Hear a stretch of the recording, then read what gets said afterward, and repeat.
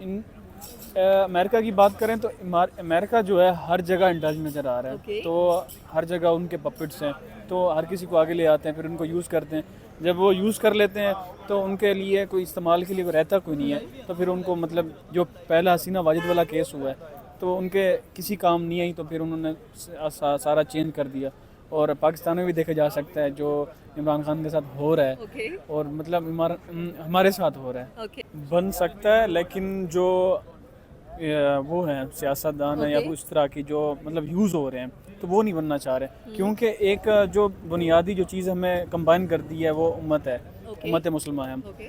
लेकिन हम मसला ये है कि हम कंबाइन नहीं हो रहे हैं। अफ़गानिस्तान भी मुसलमान है, बांग्लादेश भी मुसलमान, मेजॉरिटी मुसलमान है सारे, हम भी माशाल्लाह मुसलमान हैं।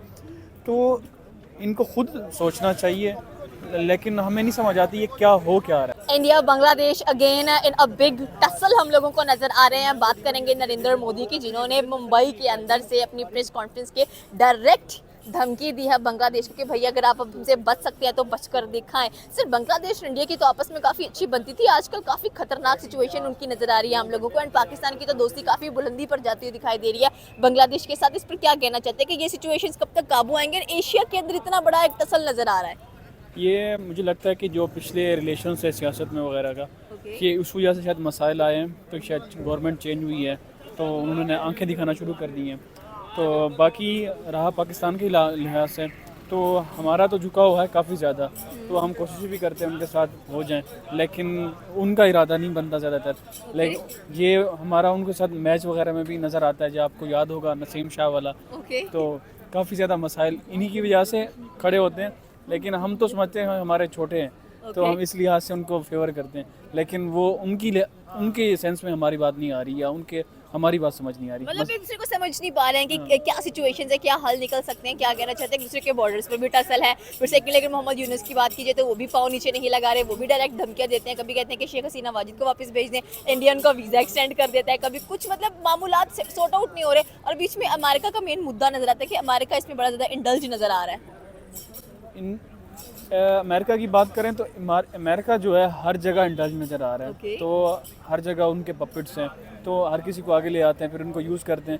जब वो यूज़ कर लेते हैं तो उनके लिए कोई इस्तेमाल के लिए कोई रहता कोई नहीं है। तो फिर उनको मतलब जो पहला हसीना वाजिद वाला केस हुआ है तो उनके किसी काम नहीं आई, तो फिर उन्होंने सारा चेंज कर दिया। और पाकिस्तान में भी देखा जा सकता है जो इमरान खान के साथ हो रहा है, ओके। और मतलब हमारे साथ हो रहा है। ओके। तो इस लिहाज से मुझे बहुत काफ़ी ज़्यादा मसाइल लग रहे हैं कि कुछ नहीं बेहतर हो सकता जब तक हम अपने आप को खुद एम्पावर ना करें। आपको लगता नहीं कि दाल में कुछ काला है? एक तरफ इंडिया अफगानिस्तान के इंडिया और बांग्लादेश की प्रॉब्लम्स बड़ी नजर आती है, लेकिन स्टिल इंडिया उनको चावल प्रोवाइड करता जा रहा है, खाने के लिए देता जा रहा है। दाल में ये देख के क्या लग रहा है? मुझे लग रहा है दाल में ना कंकर आ गए हैं। तो दाल पूरी काली लग रही है। मसाइल बस उनको अपना एंड बेनिफिट नज़र आ रहे हैं, तो वो चाह रहे हैं कि हमारे साथ ही आ जाएं। तो वहाँ पे हमको काफ़ी ज़्यादा बिजनेस भी मिल सकता है इस वजह से, क्योंकि वो अभी बढ़ रहे हैं। तो इंडिया की ना चाइना के साथ दोस्ती इतनी खास, ना पाकिस्तान के साथ, ना बांग्लादेश के साथ। तो अगर वो किसी का कोई दोस्त नहीं होगा तो फिर सर्वाइव ही नहीं कर पाएगा। बिल्कुल ऐसे तो ही है। मुझे लग रहा है कि इस वजह से ये अफगानिस्तान के साथ मिल रहे हैं। बिल्कुल आपकी बात सही है कि अगर हम लोग बांग्लादेश की बात करें तो बांग्लादेश वैसे तो बहुत ज़्यादा तड़ियाँ लगाता है, लेकिन चीनी पाकिस्तान से इनको मिलती जा रही है, जो मेन एक बुनियादी नेसेसिटी नज़र आती है। फिर उसके बाद हम चावल की बात करेंगे, वो उनको इंडिया से मिलते जा रहे हैं। मतलब खाना पीना उनका सही चल रहा है, लेकिन बाज नहीं आ रहे। कब तक ये बाज आएंगे? और बांग्लादेश को चाहिए कि दोस्ती रोक देना चाहिए सारा कुछ, और दोस्ती का हाथ बढ़ा लेना चाहिए एक बार फिर से, ताकि सारे मुल्क अगर आपस में मिल जाए, इंडिया, बांग्लादेश, चाइना और पाकिस्तान, तो बड़ा स्ट्रॉन्ग एशिया बन सकता है। बन सकता है, लेकिन जो वो हैं सियासतदान है या कोई इस तरह की जो मतलब यूज़ हो रहे हैं, तो वो नहीं बनना चाह रहे। क्योंकि एक जो बुनियादी जो चीज़ हमें कंबाइन करती है वो उम्मत है, उम्मत मुसलमान है हम। लेकिन हम मसला ये है कि हम कंबाइन नहीं हो रहे हैं। अफ़गानिस्तान भी मुसलमान है, बांग्लादेश भी मुसलमान, मेजॉरिटी मुसलमान है सारे, हम भी माशाल्लाह मुसलमान हैं। तो इनको खुद सोचना चाहिए, लेकिन हमें नहीं समझ आती ये क्या रहा है, किस वजह से हो रहा है। तो दोस्ती का हाथ हम हर किसी के साथ बढ़ाते हैं। अफ़गानिस्तान के साथ हम बैठे हुए हैं कि दोस्ती कर लें, बांग्लादेश वालों के साथ भी हम कहना चाह रहे हैं, मतलब हमारे साथ हैं उनके साथ, लेकिन उनके एंड से कोई रिस्पॉन्स नहीं आ रहा।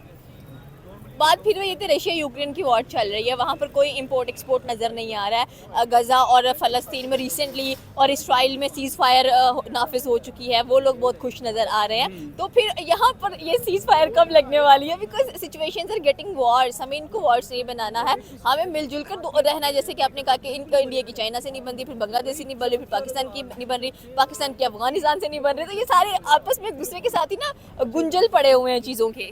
नहीं, एक बात रही कि वो वाला केस तो ये नहीं हो सकता। ओके ना इनमें, इनके तिलों में इतना पानी नहीं है ओके किसी के लिहाज से। ना पाकिस्तान में सिर्फ बातें कर सकते हैं, ना अफगानिस्तान में वो भी बातें कर सकते हैं। बातें कर सकते हैं, तो ना हमारे पास इतनी चीज़ें हैं। Okay. उल्टा हमारा अपना ही नुकसान होना है। इसलिए हम देख लें गज़ा वाले लिहाज से तो हम बैक एंड पे रहे हैं। ना हमने सियासत में बात की है, Okay. ना हमने पार्लियामेंट्स में जाके बात की है, क्योंकि हमें अवाम के, मुझे लग रहा है कि एंड बेनिफिट्स जो हैं हमारे, जो अवाम के लिए बात नहीं करना चाह रहे, क्योंकि बांग्लादेश हमारे लिए कितना बेनिफिशियल साबित हो सकता है? एक अच्छा दोस्त साबित हो सकता है। उनके साथ हमारी एक्सपोर्ट इंपोर्ट हो सकती हैं। Okay. और उनके चावल हो गए हमारे लेकिन चावल तो हम इंडिया से लेते हैं, फिर हमारे पास चावल कैसे आएंगे? हम तो चीनी का कह सकते हैं, टेक्सटाइल का कह सकते हैं, क्योंकि हमारी काफ़ी इंडस्ट्रीज टेक्सटाइल के कह लें कि बांग्लादेश में मूव हुई हैं।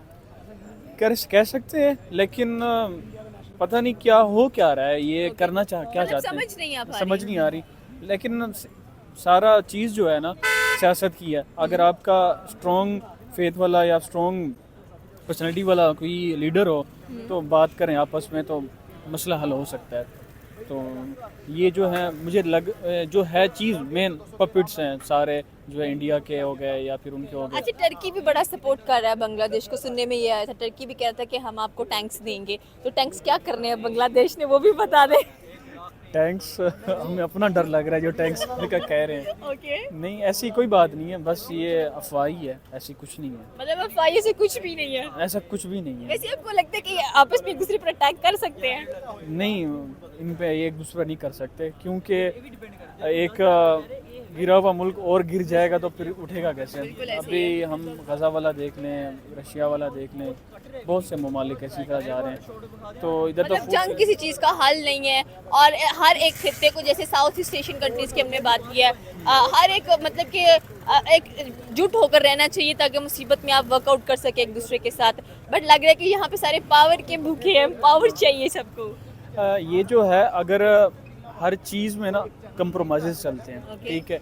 अगर आप कंप्रोमाइज़ कर लेते हैं तो वो दूसरे को भी चाहिए वो कंप्रोमाइज़ कर। लॉन्ग टर्म रिलेशन जो है ना कंप्रोमाइज़ की बेस पे चलते हैं। अगर हम कंप्रोमाइज़ कर लें, वो भी कर लें कुछ चीज़ों पे, तो हम दोस्ती भी कर सकते हैं, आगे बढ़ भी सकते हैं। एट द एंड हम दोनों को फ़ायदा है, हम अकेले उस पर नहीं जाएंगे। ओके, जी, मतलब म्यूचुअल बेनिफिट्स हैं। म्यूचुअल बेनिफिट्स को देख के हम कुछ करना चाहें तो हो सकता है। तो अगर वो इंडिया नहीं चाहता कि म्यूचुअल बेनिफिट्स हों, तो इस तरह की चीज़ें वो करता है, वो करता रहेगा। कब तक करता रहेगा जब तक हुकूमतें बदलती रहेंगी? मेरे ख्याल से इसका हल इमरान खान है।